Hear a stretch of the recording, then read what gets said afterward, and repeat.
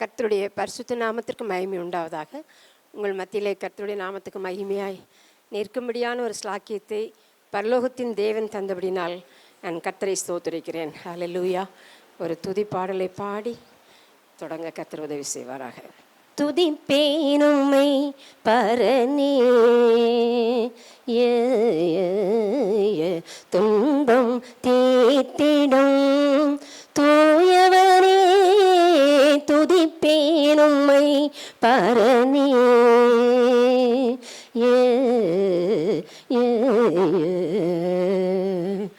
அன்பால் என்னை அறிந்தீரே நீர், அன்பால் என்னை அறிந்தீரே நீர், இன்ப ஒளி வீசி என்னில் உருவாகி, இன்ப ஒளி வீசி என்னில் உருவாகி, கண்ணே கருத்துடன் கண்ணே கருத்துடன் காட்சியளித்தீர், கண்ணே கருத்துடன் காட்சியளித்தீர், அண்ணலே அன்பே ஆறுதல் அருளே, துதிப்பேனும்மை பரனே, துன்பம் தீர்த்திடும் தூயவரே, துதிப்பேனும்மை பரனே,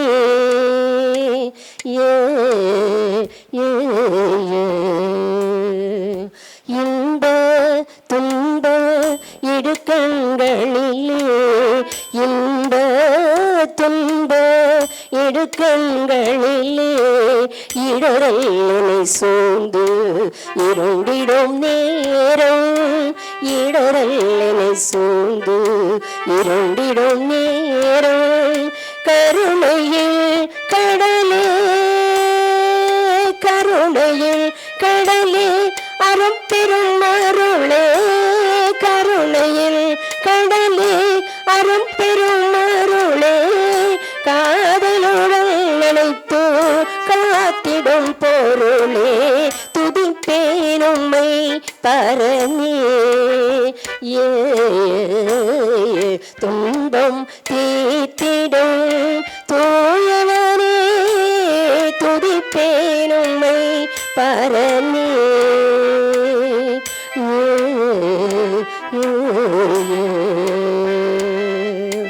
காத்தீரென்னை கடந்த நாளில், காத்தீரென்னை கடந்த நாளில், நடத்தினீரென்னை நடந்த ஊழியத்தில், நடத்தினீரென்னை நடந்த ஊழியத்தில், அழைத்த அழைப்பை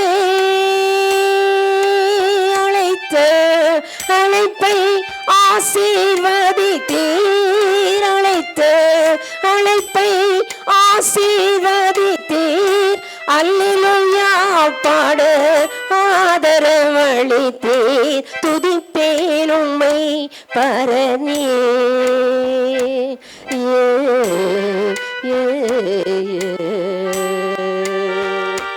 ஆமென் ஆமென் ஆமென். ஹல்லேலூயா. பரலோகத்தின் தேவனே மை ஸ்தோத்திரிக்கிறோம், மை ஸ்தோத்திரிக்கிறோம், மை ஸ்தோத்திரிக்கிறோம். கர்த்தருடைய நாமம் மகிமைப்படுவதாக, ஜீவனுள்ள தேவனுடைய நாமம் உயர்த்தப்படுவதாக. நீர் எங்கள் தேவன், நாங்கள் நம்முடைய பிள்ளைகள். ஆமென் ஹல்லேலூயா. பரிசுத்த ஆவியானவர் எங்கள் மத்தியிலே இறங்கி அசைவாடுவீராக. உம்முடைய சத்தத்தை எங்கள் காதுகள் கேட்கட்டும் ஆண்டவரே.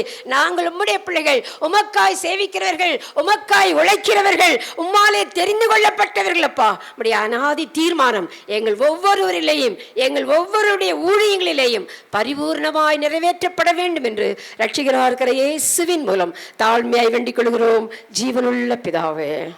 ஆமென் ஆமென் ஆமென். ஹல்லேலூயா. கர்த்தருக்கு மகிமை உண்டாவதாக.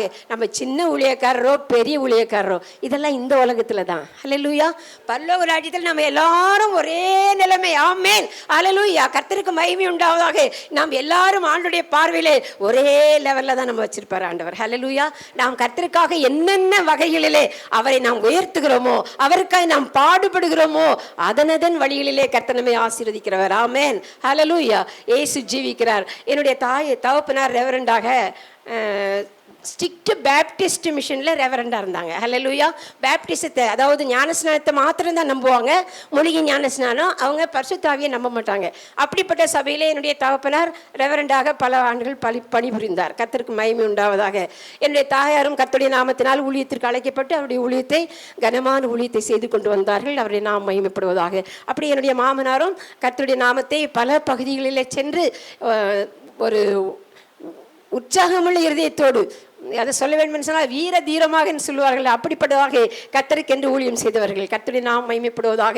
இவ்விதமாக அது மாத்திரமல்ல, உங்கள் மத்தியில் ஒரு சிறு சாட்சியாக, பெருமைக்காக சொல்லுகிறதாக ஒருவரும் நினைக்கக்கூடாது. கர்த்தர் எங்களுக்கு 2 பிள்ளைகளை கொடுத்திருந்தார். அந்த 2 பிள்ளைகளையும் தேவன் ஊழியத்தில் வைத்திருக்கிறார். ஆமென், ஹல்லேலூயா. ஆங்காங்கே கர்த்தரை மகிமைப்படுத்தும்படியான ஒரு பெரிய ஸ்லாக்கியத்தை கர்த்தர் கொடுத்தார். அதற்காக நான் கர்த்தரை ஸ்தோத்திரிக்கிறேன். அதற்குரிய தகுதி எங்களுக்கு கிடையவே கிடையாது. ஹல்லேலூயா. அவர் தேவனுடைய ஈவு. ஆமென், ஹல்லேலூயா. அப்படியே 2 மருமகன்களும் கர்த்தரை மகிமைப்படுத்த முடியாது, கர்த்தர் கிருபை செய்கிறார். ஆமென், ஹல்லேலூயா. நாங்களும் நீர் தந்த பிள்ளைகளும் என்று கர்த்தருக்கு வல்லமையுள்ள சாட்சிகளாய் நிற்க முடியாத ஒரு பெரிய பாக்கியத்தை பரலோகத்தின் தேவன் எங்களுக்கு கட்டளையிட்டார். அதற்காக நான் கர்த்தரை அதிகமாக ஸ்தோத்திரிக்கிறேன். ஹல்லேலூயா. இயேசு ஜீவிக்கிறார். நாம் எளிமையானவர்கள் என்று சொல்லி நம்மை நாமே நினைத்துக் கொள்ள வேண்டாம்.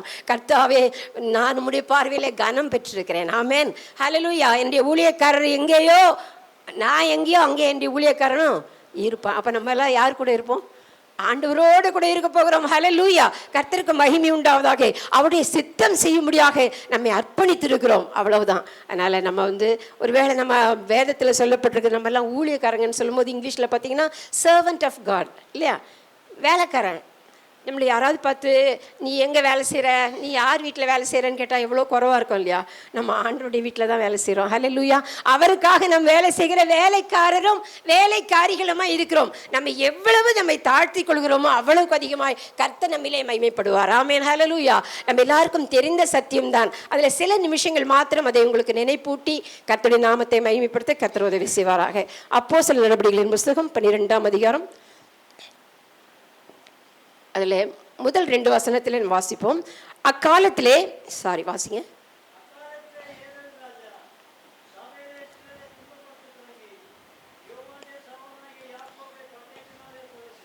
ஆமென்.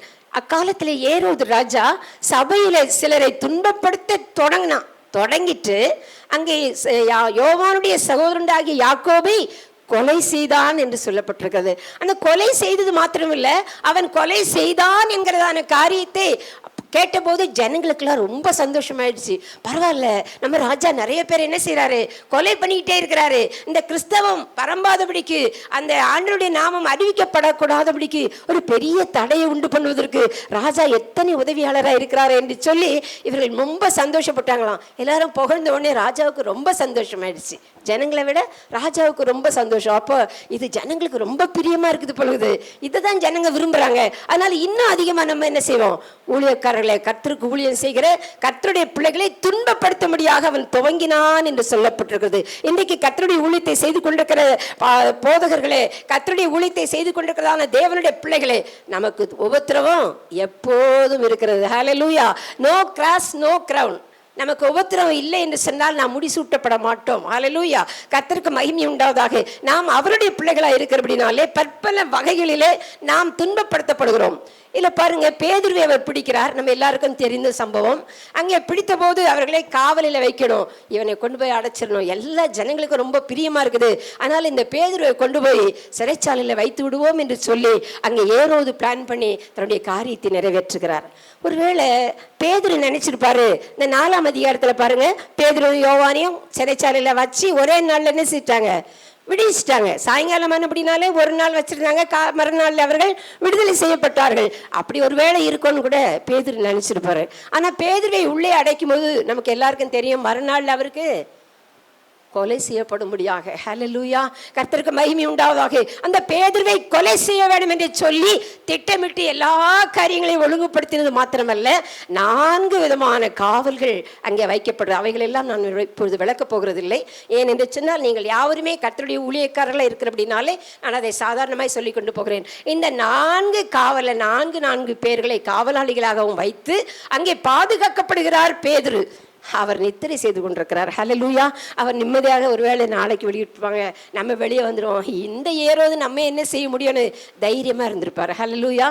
கர்த்தருக்கு மகிமை உண்டாவதாக. இதில் நாம் தொடர்ந்து பார்க்கும்போது பாருங்க, எல்லாவற்றிலேயும் ஏரோது நினைக்கிறார், எல்லாவற்றையும் இந்த மதத்தையே முற்றிலும் அழித்து விட வேண்டும், இந்த ஊழியக்காரர்கள் ஒருவரும் இல்லை என்று சொல்லி அவரை இல்லாமல் பண்ண வேண்டும் என்று சொல்லி நினைத்திருக்கிறார். அந்த நேரத்தில் அவர் பார்த்து தூங்கிட்டே இருக்கிறாரு. அங்கே தூதன் போறாரு, நமக்கு எல்லாருக்கும் தெரியும். போயிட்டு விழாவில தட்டி எழுப்பி எழுந்துருன்னு சொல்றாரு. ஹல்லேலூயா.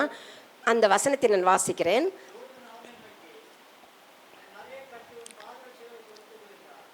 S, verse 7. Verse 7. Yes, வாசிங்க.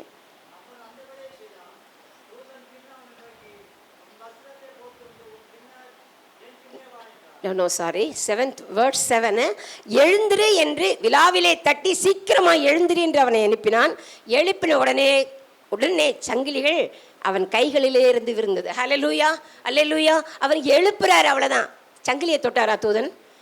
சங்கிலி அறுந்து விழுந்தது. ஹல்லேலூயா. அவர் தொட்டது பேதுருவை தான். ஹல்லேலூயா. பேதுருவை தொட்ட உடனே அங்கே சங்கிலி அறுந்து விழுந்தது என்று சொல்லப்பட்டிருக்கிறது. ஒருவேளை நமக்கு விரோதமாக எழும்புகிறதான போராட்டங்கள், நமக்கு விரோதமாக எழும்புகிற விரோதிகள் யாரா இருந்தாலும் சரி, நம்முடைய ஊழியத்தில் எல்லார் ஊழியத்திலையும் பற்பல வகைகளிலே விரோதங்கள், நமக்கு எதிராக போராட்டங்கள் இருந்து கொண்டே இருக்கும். ஆமென், ஹல்லேலூயா. நம்ம நினைப்போம், ஆண்டவரே அந்த குடும்பத்தை அழிச்சிடும், அந்த குடும்பம் எனக்கு விரோதமாக பேசுதே, இந்த பிள்ளைகள் எனக்கு விரோதமாக எழும்புறாங்களே, இவர்கள் எனக்கு விரோதமாக கிரியை செய்கிறார்களே, அவங்கள ரட்சிங்க ஆண்டவரே, அவங்கள தொடுங்க ஆண்டவரே, அவங்கள நீங்க எப்படி ஆகிலும் நீர் என் கூட இருக்கிறீர் என்பதை என்ன செய்யுங்க, வெளிப்படுத்துங்க ஆண்டவரேன்னு சொல்லி பலவாறு நம்ம புலம்புவோம். அப்படிதானே? ஹல்லேலூயா. ஆண்டவர் அவர்களை தொட விரும்பவில்லை, அவர் நம்மை தான் தொட விரும்புகிறார். கரங்களை உயர்த்தி ஒரு அல்லேலூயா சொல்லுவோமா? ஹல்லேலூயா. உங்களையும் என்னையும் தேவன் தொட வேண்டும் என்று விரும்புகிறார். அவர் தம்முடைய வல்லமையை விளங்க பண்ணும்படியாக, தேவனுடைய ஆசீர்வாதம் நிறைவாய் நம்மளே காணப்படும்படி, நம்முடைய எதிராளிகள் ஒன்றுமில்லாமல் போகும்படி தேவன் நம்மை தொடுகிறார். ஆமென், ஹல்லேலூயா. சங்கிலிகள் விட வேண்டும் என்று சொன்னால், நம்மை கட்டி வைத்திருக்கிற போராட்டங்கள், நமக்கு எதிராக எழும்புகிறதான எல்லா காரியங்களிலிருந்து கர்த்தர் நம்மை விடுவிக்க வேண்டும் என்று சொன்னால், கர்த்தர் உங்களையும் என்னையும் தொட வேண்டும். ஹல்லேலூயா. அவர் நம்மை தொடுவாரானால் நம்முடைய ஊழியத்திலே வல்லமை விளங்கும், சங்கிலிகள் அறுந்து விழும் என்பதிலே சந்தேகமில்லை. ஹல்லேலூயா. நம்ம எல்லாரும் தானியேல் தீர்க்கதரிசியை குறித்து அறிந்திருக்கிறோம். கர்த்தருக்கு மகிமை உண்டாவதாக. தானியேலுடைய அனுபவத்திலே நாம் பார்க்கும் பொழுது, அவரை அங்கே தொட்டானா, ஆண்டவர் தூதன் வந்து தொட்ட உடனே அவர் என்ன செய்தார்னா, அந்த வசனத்தை வாசிப்போமா? 8ஆம் அதிகாரம், 8ஆம் அதிகாரத்தில் அவரை குறித்து சொல்லப்பட்டிருக்கிறது. ஹல்லேலூயா. 7வது வசனத்தை வாசிப்போம். தானியேல். Oh, thank you Lord Jesus. Hallelujah. Hallelujah. Hallelujah. அங்கே அவரை தொட்ட உடனே அங்கே கர்த்தருடைய கிருபையினாலே அவருக்கு பலன் உண்டானது. ஆமென், ஹல்லேலூயா. பலன் வந்தபடினாலே அவன் காலூன்றி நின்றான் என்று சொல்லப்பட்டிருக்கிறது. நடுக்கத்தோடு இருக்கிறான், திகிலோடு கூட இருக்கிறான். அவன் தீர்க்கதரிசி தானுங்க, நமக்கு எல்லாருக்கும் தெரியல. அவர் ஒரு சாதாரண மனுஷன் அல்ல, அவர் வல்லமையான ஒரு தீர்க்கதரிசியாய் காணப்பட்ட போதிலேயும் அவரை தொட்ட முதலே அவருக்கு ஒரு வல்லமை எழுந்தது. அவருக்குள்ளே வல்லமை பிரவேசித்தபடினாலே அங்கே அவன் காலூன்றி நின்றான் என்று சொல்லப்பட்டிருக்கிறது. நம்முடைய ஊழியத்தை இன்னும் நாம் காலூன்றி நிற்பதற்கு, இன்னும் அதிகமாக பிரகாசிப்பதற்கு தேவன் நம்மை தொட வேண்டும் என்று விரும்புகிறார். ஆமென், ஹல்லேலூயா. இயேசு ஜீவிக்கிறார். இந்த 12ஆம் அதிகாரம் துவங்குகிறதான வேளையிலே ஏரோது யோசிக்கிறார். ஏரோதும் அவனுடைய கூட சேர்ந்தவங்களாம் நினைக்கிறாங்க, இனி ஒன்றுமே இல்லை, இந்த பேதுரை நாம் பிடித்து விட்டோம், அவனை நாம் சிறை செய்தும் நாளை தினத்திலே செய்ய போகிறோம் என்று சொல்லி நம்பிக்கையோடு காணப்படுகிறார்கள். அந்த வேளையில பாருங்க, ஆண்டவருடைய அற்புதம் நீங்களும் நானும் நினைக்கிற மாதிரி இருக்காது. அங்க யார் யாரை அழிக்கணுமோ அவங்கள எல்லாரையும் அழிச்சிட்டாரு. ஹல்லேலூயா. காவலில் போட வச்சாங்க பாருங்க, அந்த காவலாளிகள் எல்லாரையும் என்ன செய்து விட்டார்கள், கொலை செய்து விட்டார்கள். ஹல்லேலூயா, ஹல்லேலூயா. நமக்கு விரோதமாக எழும்புகிறது யாரா இருந்தாலும் சரி, தேவன் அவர்களை விட்டு வைக்கவே மாட்டார். அந்த எல்லாரையும் ஆண்டவர் கொலை செய்துட்டாராம். அவர்கள் மாத்திரமில்லை பிரியமானவர்களே, ஏரோது செத்து போய்விட்டான். ஹல்லேலூயா. ஏரோது செத்து போய்விட்டான். அவருக்கு விரோதமாக எழும்பின காவலாளிகள் எல்லாரும் அங்கே மடிந்து போய்விட்டார்கள். பேதுரு மாத்திரம் உயிரோடு இருக்கிறார். கரங்களை உயர்த்தி ஹல்லேலூயா சொல்லுவோமா? ஹல்லேலூயா. பேதுரு மாத்திரம் உயிரோடு இருக்கிறார். நீங்களும் நானும் ஆசீர்வதிக்கப்பட்டவர்களாக இருப்போம். அங்கே சபை இருக்கிறது, அங்கே பேதுரு உயிரோடு இருக்கிறார். தேவன் நினைத்த காரியங்களை தேவன் அருமையாய் செய்து முடிக்கிறவராய் இருக்கிறார். ஆகவே நம்ம எந்த காரியங்களானாலும், நமக்கு எதிராக இருக்கிறது எதுவானாலும் நாம் சோர்ந்து போக வேண்டிய அவசியம் இல்லை. நம்முடைய ஊழியத்தை தேவன் ஆசீர்வதிக்க, நம்மை வழி நடத்துவதற்கு தேவன் வல்லமையுள்ளவராக இருக்கிறார். நன்னான்கு காவல், 4 காவல்கள் எல்லாம் என்ன சேர்த்து தவிடு பொடியாக்கி போட்டு விட்டார். ஹல்லேலூயா. பாருங்க, 4 காவலும் நான் நினைக்கிறேன் மரத்தினால செய்தப்பட்டதா இருக்கும். அதெல்லாம் சாதாரணமா உள்ளேயே இருந்திருக்கும். ஆனால் இருப்பு கதவண்டையிலே வந்த பொழுது அது தானாய் திறவுண்டது. ஆமென், ஹல்லேலூயா. சகல இருப்பு கதவுகளாக இருந்தாலும், வெண்கல கதவுகளாக இருந்தாலும், உங்களுக்கு எதிராக இருக்கிறது என்ன பிரச்சனைகளாக இருந்தாலும், இந்த வேளையிலே நாம் விசுவாசிக்கும் போது நம்முடைய ஊழியத்திலே கர்த்தர் பெரிய காரியங்களை செய்வார் என்கிற சந்தேகம் இல்லை. ஆமென், ஹல்லேலூயா. இரும்பு சங்கிலி இற்று விழுந்தது, நன்னங்கு காவல் எல்லாம் தகர்ந்தது. பக்தனும் பேதுரு கர்த்தரில் தூங்கினான், அத்தனும் விடுவித்தார். அதை நித்தமும் விசுவாசிப்போம், அதிசயமே நம் ஆண்டவர் நாமம், அவரையே விசுவாசித்தார் நாம் மாறுதல் அடைந்திடுவோம், அதிசயமே நம். ஆமென். நீங்களும் நானும் ஆராதிக்கிற தேவனுடைய நாமம் அதிசயமாய் இருக்கிறபடினாலே தேவன் உங்களுடைய ஊழியத்திலே அதிசயங்களை செய்ய வேண்டும் என்று விரும்புகிறார். எப்பேற்பட்ட சங்கிலிகளாக இருந்தாலும் இருப்பு சங்கிலிகளை இந்த நாளிலே தேவன் தகர்த்து போட வேண்டும் என்று விரும்புகிறார். இருப்பு கதவுகளை பரலோகத்தின் தேவன் திறப்பதற்கு வல்லமையுள்ளவராக இருக்கிறார். ஆமென், ஹல்லேலூயா. நாம் இன்னும் வல்லமையாய் ஊழியம் செய்ய போகிறோம். இன்னும் வல்லமையாய் ஆண்டவருடைய நாமத்தை மகிமைப்படுத்த போகிறோம். ஹல்லேலூயா. கர்த்தர் மாத்திரம் நம்ம தொடணும். ஹல்லேலூயா. உலக பிரகாரமாக நம்முடைய சுவிசேஷங்கள்லாம் பார்க்கும்போது அவர் தொட்ட யாவரும் சுஸ்தமானார்கள், அவர் தொட்ட எல்லாரும் சோகமாயிட்டாங்களாம். ஆனால் நம்ம யாருமே என்ன செய்யக்கூடாது, எனக்கு சுகர் இருக்குது, எனக்கு பிபி இருக்குது, நத்திங் அட் ஆல். நம்ம கடவுள் ஆண்டவர் நம்மோடு கூட இருக்கிறார். ஹல்லேலூயா. நம்ம விசுவாசித்தால் நமக்கு சுகம் உண்டு. ஆமென், ஹல்லேலூயா. கர்த்தருடைய நாமம் மகிமைப்படுவதாக. நாமே பலவீனராக இருந்தா நம்மக்கிட்ட வந்து முழங்கால் படிக்கிறவங்களுக்கு நம்ம எப்படி ஜெபம் பண்ண முடியும்? கஷ்டம் இல்லைங்களா? கட்டாயம் உலகத்தில் கஷ்டம் உண்டு. என்னுடைய தாயார் அவர்களை கர்த்தர் இந்து குடும்பத்திலிருந்து ரட்சித்து அவர்களை இயேசுவினுடைய வல்லமையை வெளிப்படுத்தி அவருடைய கிருபையிலே அவர்கள் ரட்சிக்கப்பட்டு வந்தபோது அவர்கள் விசுவாசத்திலே ஒரு பாட்டு பாடினார்களாம். ஹல்லேலூயா. வியாதி உண்டென்று நாங்கள் சொல்வது சரியோ, விசுவாச ஜீவியம் எங்களில் இல்லையோ. வியாதி உண்டென்று நாங்கள் சொல்வது சரியோ, விசுவாச ஜீவியம் எங்களில் இல்லையோ. ஹல்லேலூயா. விசுவாச ஜீவி எங்களிடத்தில் இல்லையா ஆண்டவரே? வேண்டே உம்முடைய ரத்தம் எங்களை கழுவிடவில்லையோ? நாங்கள் வேஷ கிறிஸ்தவனாய் ஜீவிக்கிறதுனால தான் எங்களுக்கு இந்த வியாதி வருதோ அப்படின்னு சொல்லி ஆண்டவரை நோக்கி விசுவாசத்தோடு பாடினாங்களாம். ஹல்லேலூயா. அவருடைய ஊழியத்தின் பாதையிலே நெருக்கங்கள், கஷ்டங்கள், வியாதிகள், நெருக்கங்கள் வருகிறதான வேளையிலே அவங்க பாடினாங்களாம். என் தேவனே, உனக்கே நீ துன்பம் என்று உலகம் என்னை பழிக்குது ஆண்டவரே. இந்த உலக நிந்தைக்கு மாற்றி நான் உம்முடன் சேர்வதற்காக நீர் எனக்கு நல்ல ஆரோக்கியத்தை கொடும் ஆண்டவரே என்று சொல்லி ஜெபித்தார்கள். ஹல்லேலூயா. நீண்ட நாளாக இருந்த இழுப்பு வியாதிக்காக அவர்கள் ஜெபித்தார்கள். கர்த்தருக்கு மகிமை. அப்புறம் சாகிற வரைக்கும் அவங்களுக்கு இழுப்பு வியாதியே வரல. ஹல்லேலூயா. அது மாத்திரம் சுகர்ன்னு சொல்லி எல்லாரும் அவங்களை கண்டுபிடிச்சி சுகர் இருக்குது அவங்களுக்கு அப்படின்னாங்க. ஆண்டவரே, நான் ஊழியத்து நிமித்தம் அங்கெங்கேயா போகிறேனே ஆண்டவரே, வெளியிடங்களுக்கெல்லாம் போகிறேனே, எனக்கு சுகர் படாத கொடுன்னு நான் சொன்னால் நல்லா இருக்குமா ஆண்டவரே? நீர் எனக்கு இது எப்படியா இல்லை இதில் எனக்கு விடுதலை கொடுக்கணும் ஆண்டவரேன்னு சொல்லிட்டு ஆண்டவர்கிட்ட கேட்டாங்களா. அப்போ ஆண்டவர் சொன்னாங்களா, நான் உன்னை தொட்ட மகளேன்னு. தீராத நோய் என்றெண்ணாதே, நீ யாரா துயரம் கொள்ளாதே. தீராத நோய் என்றெண்ணாதே, நீ யாரா துயரம் கொள்ளாதே. தன் கையில் உன்னை வரைந்தவர் தேவன், தன் கையில் உன்னை வரைந்தவர். கண்ணீர்கள் யாவும் துடைப்பவர், நம் கண்ணீர்கள் யாவும் துடைப்பவர். கலங்காதே திகையாதே என்கிறார், உன்னை காக்கும் தேவன் உன்னோடு இருக்கிறார். கலங்காதே திகையாதே என்கிறார். ஆமென், ஹல்லேலூயா. அவர்கள் இந்த பாடலை ஏற்றி ஆண்டவரை மகிமைப்படுத்தினார்கள். சாகிற வரைக்கும் அவங்களுக்கு சுகர் வியாதியே இல்லை. கரங்களை வைத்து வரலையே சொல்லுமா? ஹல்லேலூயா. இயேசு இன்றைக்கும் ஜீவிக்கிறார். நம்மில ஒருவரும் சோர்ந்து போக வேண்டாம். நம்முடைய சங்கிலிகள் அகன்று போக இற்று விழும்படியாக இருப்பு கதவுகள் தானாய் திறக்கும்படியாக செய்த வல்லமை உள்ள தேவன் உங்களையும் என்னையும் நேசிக்கிறவர். அவர் நம்மை காண்கிறவர். அவர் நம்மை சத்தியத்தின் பாதையிலே நிச்சயமாய் அவர் நடத்துவார். அவரை தேடுகிறவர் அவர் கைவிடுகிறது இல்லை. ஆகவே நம்முடைய ஊழியத்தின் மூலமாக ஆண்டவரே, இன்னும் என்னுடைய ஊழியத்திலே வளர்ச்சி இல்லாமல் இருக்க காரணம் என்ன ஆண்டவரே? நம்ம சரிப்படுத்திக் கொள்ளணுமா? ஒரு பாஸ்டர் சொன்னாரு, பாஸ்டர் மாத்திரம் இல்லை, வேதவசனமும் சொல்லுகிறது, சீஷன் எப்படியோ அப்படியே குருவை தொடரும் சீஷர்கள் எப்படி இருப்பாங்களா? குருவே போல இருப்பாங்க. அப்படி தானே? ஹல்லேலூயா.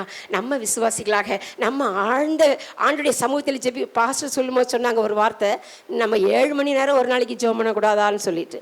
டெய்லி பண்ண முடியாது, கஷ்டம்தான். நான் அதை சொல்லுகிறேன், அன்போடு உங்களுக்கு சொல்லிக்கொள்கிறேன். வாரத்தில் ஒரு நாள் பண்ணலாம் இல்லைங்களா? 7 மணி நேரம் ஆண்டோடைய பாத்திரம் எழுந்துக்காம பண்ண முடியுமா? ஆமென், ஹல்லேலூயா. ஏசு ஜீவிக்கிறார், அதை கட்டாயம் நம்ம நிறைவேற்ற முடியும். நீங்க வாரத்தில் ஒரு நாளைக்கு தொடங்கி பாருங்க, அந்த ஜெபத்தின் மூலமாக கர்த்தர் ஒரு பெரிய ஆசீர்வாதங்களை செய்கிறார். என்னுடைய அனுபவத்திலே நான் அதை உங்கள் மத்தியிலே சொல்லிக் கொள்கிறேன். ஹல்லேலூயா. ஏசு ஜீவிக்கிறார். ஆகவே ஆண்டவரே, நான் உமக்காய் சேவை செய்யணும். நான் உமக்காக ஏதோ நான் ஊழியக்காரின்னு சொல்றதுல பெருசு இல்லை ஆண்டவரே.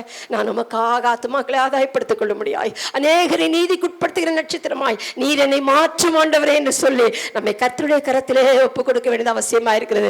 பார்வோன் சேனை எதிர்த்து வந்த போதிலேயும், எகிப்தியர் அவளுக்கு கர்த்தருடைய பிள்ளைகளுக்கு விரோதமாக எழும்பின போதிலேயும் கர்த்தர் அவர்களை தொடவில்லை, மோசேயை தொட்டார். ஹல்லேலூயா, ஹல்லேலூயா. மோசேயை தொடும்போது அங்கே ஒரு பெரிய விடுதலையை தேவன் அவர்களுக்கு உண்டாக்கினதை நம் வேதத்தின் வாயிலாக அறிந்து கொள்கிறோம். ஆமென், ஹல்லேலூயா.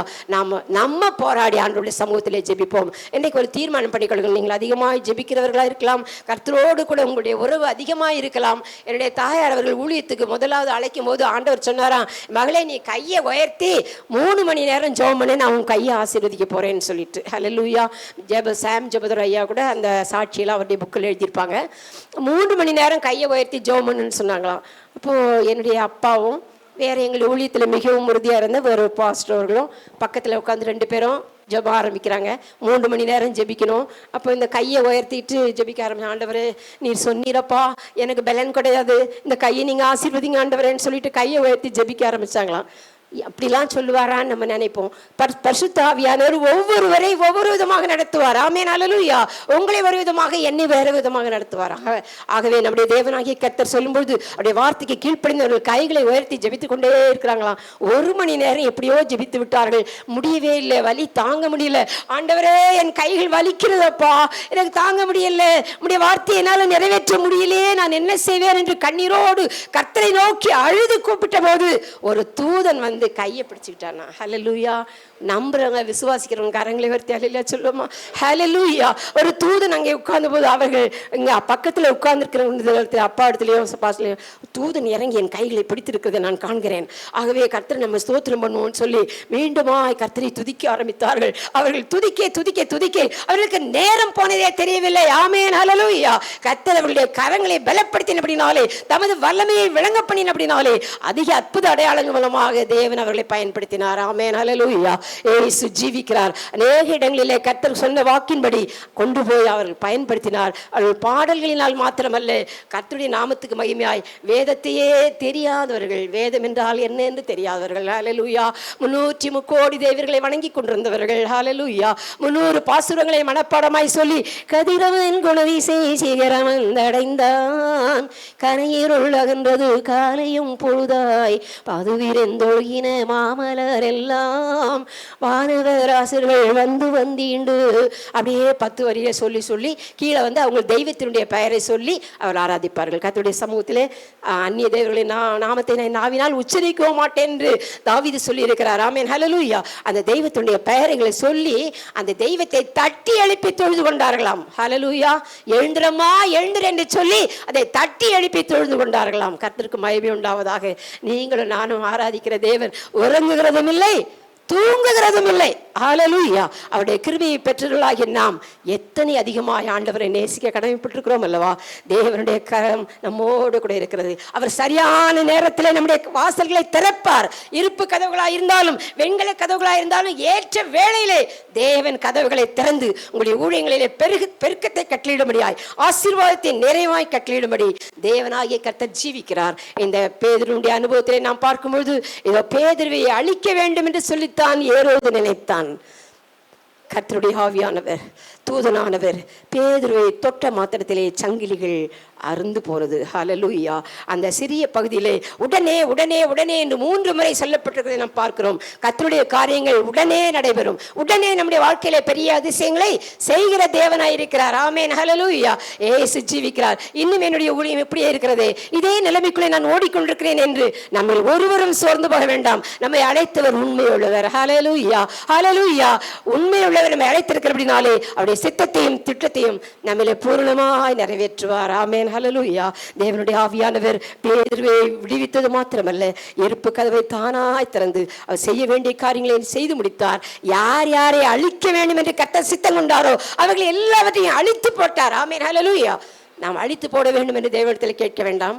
கர்த்தர் செய்ய நினைத்து தடைப்படாது. ஆமென். ஹல்லேலூயா. இயேசு ஜீவிக்கிறார். அவருடைய விசுவாசத்திலே அவருடைய கிருபையிலே வளர்ந்து போக நம்முடைய ஊழியங்களை கர்த்தர் ஆசீர்வதித்து சத்தியத்தின் பாதையிலே நம்மை நிலைநிறுத்தும்படியாய் கர்த்தருடைய சமூகத்திலே நம்மை தாழ்த்தி ஒப்புக் கொடுப்போம். கர்த்தர் நல்லவர். ஜீவனுள்ள தேவனுடைய நாமம் உயர்த்தப்படுவதாக. ஆமென்.